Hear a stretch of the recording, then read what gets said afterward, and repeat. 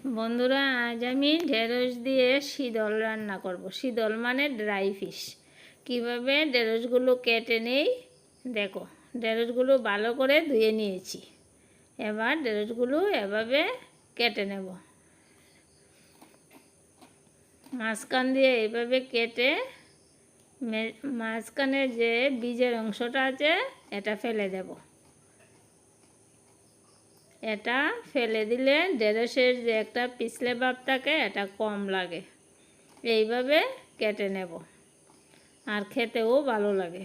বীজগুলো থাকলে খেতে ভালো লাগে না।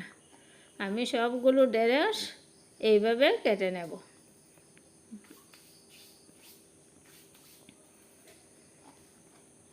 তোমরা একবার এইভাবে কেটে রান্না করে খেয়ে দেখবে, ভালো লাগে খেতে। আমি সবগুলো ঢেঁড়স এইভাবে কেটে নিলাম। এবার এতে লাগবে শীতল মানে ড্রাই ফিশ। শীতলগুলো ভালো করে জল দিয়ে কিছুক্ষণ ভিজিয়ে রাখবো। তারপর এগুলো মাছের আঁশের মতো আঁশ যে ওগুলো ভালো করে ছেড়ে ধুয়ে নেব। এবার একটা কড়াই বসিয়ে তাতে জল দিয়ে জলটা ফুটে এলে তাতে দিয়ে দিলাম শীতল, হলুদ গুঁড়ো, লঙ্কা গুঁড়ো, এগুলো দিয়ে কিছুক্ষণ সময় ভালো করে জলটা ফুটিয়ে নেব। শীতলগুলো গুলে যাবে। শীতলগুলো জলে গুলে গেলে তখন ঢেঁড়সগুলো দিয়ে দেব। কেটে রাখা ঢেঁড়সগুলো দিয়ে দেব। একটা পেঁয়াজ কুচি কুচি করে কেটে দিয়ে দিলাম।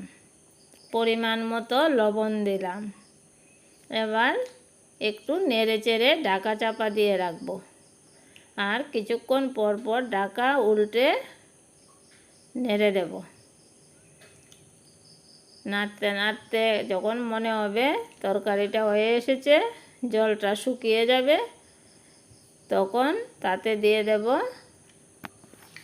কাঁচা লঙ্কা, কাটা কাঁচা লঙ্কাগুলো কেটে রেখেছিলাম। একটা রসুন থেতো করে দিয়ে দিলাম।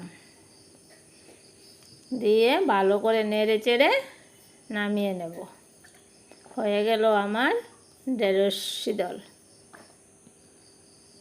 কেমন হলো বন্ধুরা? একবার তোমরা এভাবে বানিয়ে খেয়ে দেখো, আশা করি ভালো লাগবে।